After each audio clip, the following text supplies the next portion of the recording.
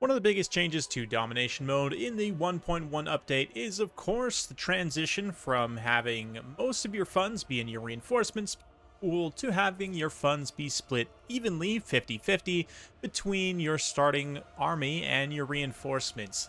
This is a pretty direct buff for a faction like Cathay that works best when you have a lot of units working in harmony, right, with that combined arms approach. So I'm definitely looking forward to seeing how Cathay performs in the new sort of meta of Domination. Not to mention they got a few other direct buffs, the biggest being the increased radius of harmony. So it's much easier to maintain harmony on your units, especially during a multiplayer battle. And of course, the Wuxing War Compass also got a little bit cheaper. So here I'm up against Flying Taco, the legend himself.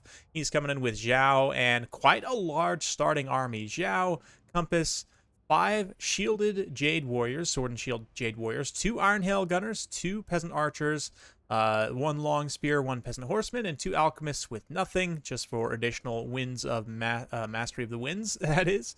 1 Celestial Crossbow, 1 Celestial Halberd, a Cannon, Jade Lancer, 2 Jade Halberds, a Crossbowman, another Iron Hail Gunner, 3 more Peasant Horsemen, and 4 Peasant Long Spears. For myself, I'm going to try out the new buffed, or fixed rather, chariots. I've got my Herald is on a Blood Crusher, but then we've got a Gorebeast Chariot, 2 Skull Cannons, which are also obviously Chariot artillery, a couple of Bloodletters, couple of Flesh Hounds, some Warhounds, and Furies to start.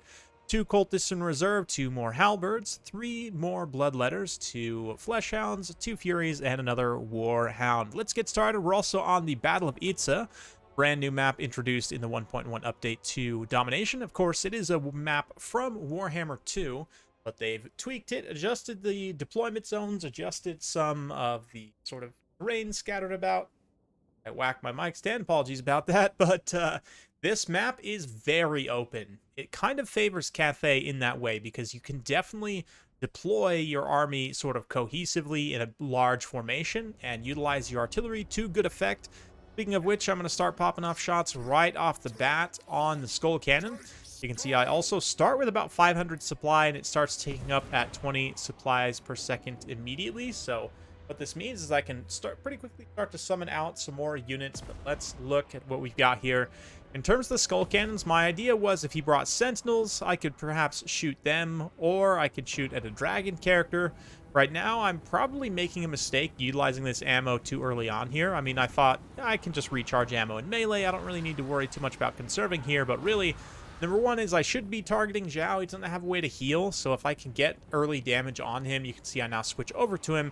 That's going to be pretty advantageous, but in his human form, he's going to be a small enough target that I won't be able to hit him consistently, so that is a little bit of a problem there.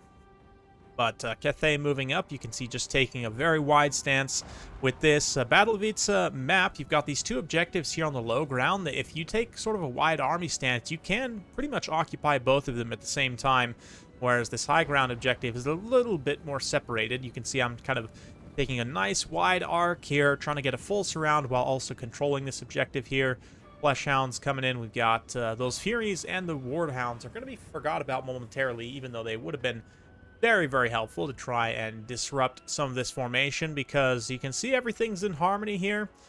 Pretty much, yeah, almost all these units, and even these Peasant Horsemen, like previously at this distance, these Peasant Horsemen would not be in harmony.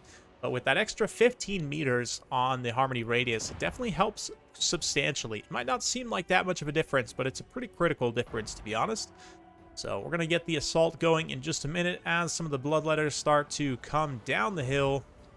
This little flank attack is going to go pretty well for me. You can see the Herald of Khorne also moving in.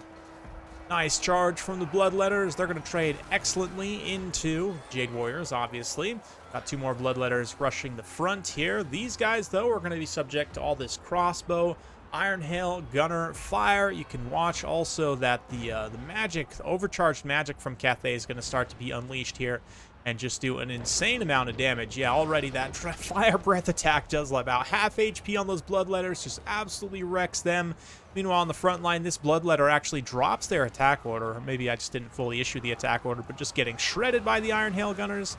Also not super effectively microing these these chariots, if I was super aggressive with the micro, I could have been hitting all of these ranged units and disrupting them, but instead, blood letters getting absolutely trashed here. Nice cannon, lightning strike rather, from the Wujing War Compass. Also does a ton of damage to those blood letters, so immediately my frontal assault is being broken up pretty heavily. The flesh hounds also come in, and I try and get a flank, but Taco does a great job counter-collapsing with the Jade Lancers and the Peasant Horsemen, and I just end up losing out on a bunch of value of flesh hounds, which is really not ideal. I am capturing that high ground objective, but for the time being, Cathay is doing a great job just holding, using that combined arms presence to good effect, beating back a lot of my units, but this assault right here is going reasonably well. I've also got my paws on Zhao. This is going to be a really good engagement, especially while he's on foot. If he went into dragon form, it would definitely be a bit tougher for the Herald, but while he's on foot, he's not going to do AP damage. Herald should be able to trade fairly well there. Meanwhile, the Skull Cannon's replenishing some ammo, fighting in melee, but they're also taking a substantial damage. Those Iron Hail Gunners, their range is short. When they don't have to face any counterfire of archers or anything else, that short range isn't as much of an issue, and they can just dish out insane damage up close. Again, my own poor micro not disrupting them well enough, allowing all these units to kind of get caught up here. Gorbeast, again, just getting caught up, surrounded by Peasant Horsemen. Really not a great situation for them. Even though they're not taking that much damage from the Peasant Horsemen, they're still just not effectively doing their jobs. So it's a rough time, but still getting some good pockets. Managed to shatter some of these Jade Warriors up high. Warhounds maneuvering. We did manage to capture that objective. So if I could just get in here and at least cap the objectives. You know, Cathay tends to have a hard time. So if I can wrest any of these objectives away from them and then keep them back, you know, sort of closer to Taco's deployment zone here, I should be able to actually secure some points and try and compete.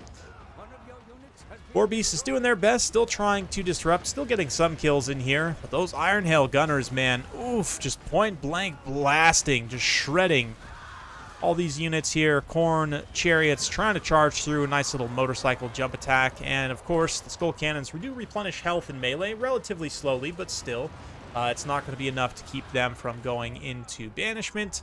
Zhao finally switches into dragon form here, just in time for the Herald to get mostly isolated. We got a few more forces trickling in here to try and come capture the center objective. A lot of this Cathayan stuff is quite tattered, so if I could just get a couple of elite sweepers in here to start to clean up, maybe we could turn things around. I was really wishing I had something like a Blood Crusher in my army reserve right now, which I do not have. Something with sort of an elite punching, charging power to come through and just start to mop up a lot of these different kind of scattered, weakened pockets here. I mean, we had a lot of close engagements, but Cathay was just barely able to hold on with a lot of weakened units.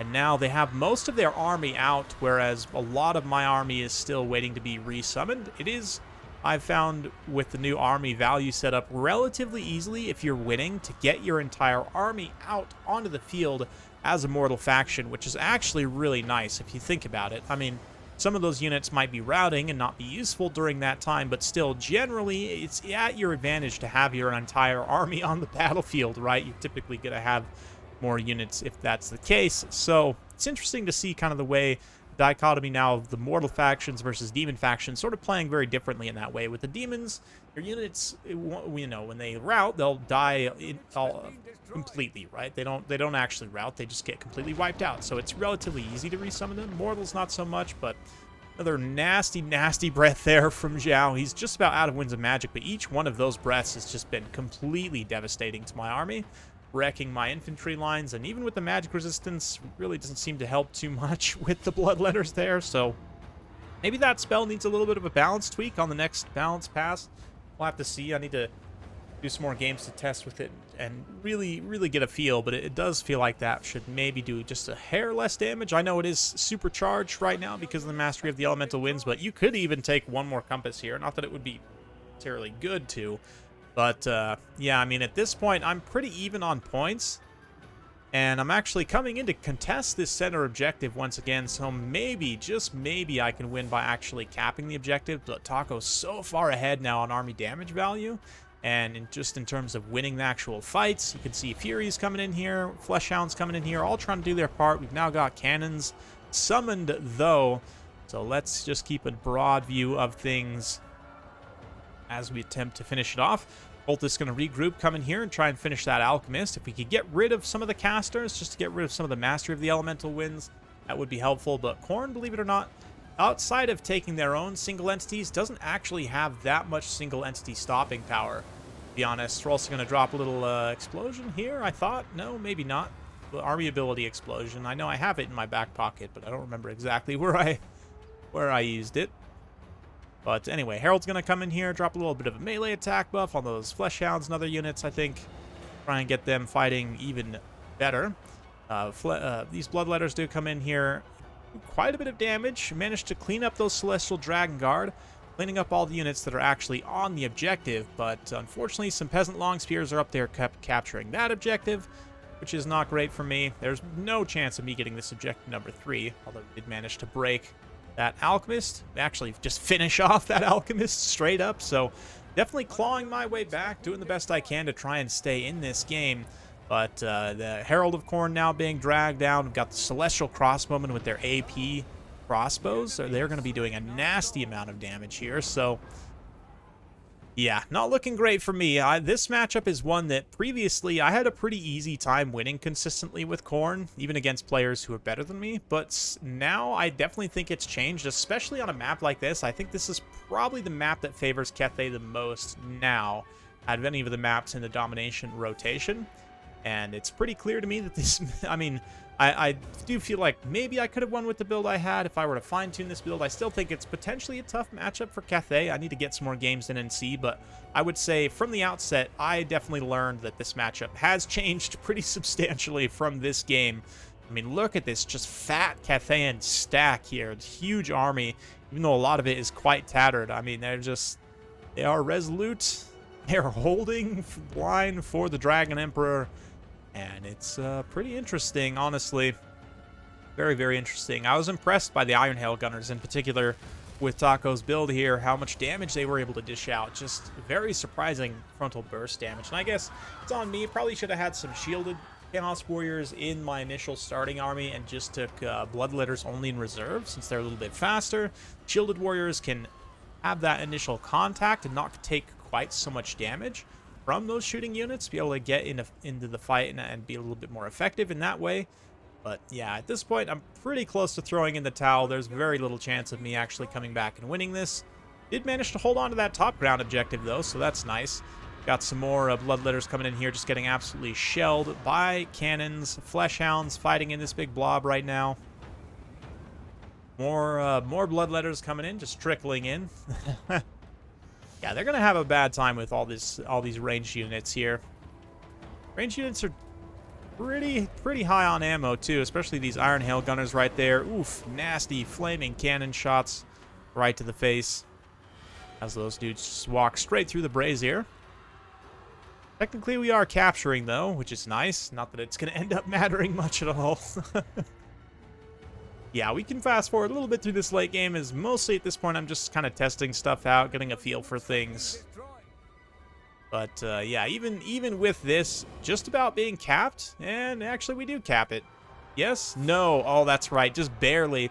Flying Taco is able to capture this high ground objective, and these Jade Warriors come back around and get back in the zone of this objective number 1, like just seconds before I'm able to actually cap it. So Taco with a very good lead on army damage value, not throwing the game by just, you know, falling asleep, basically. Able to win, unsurprisingly.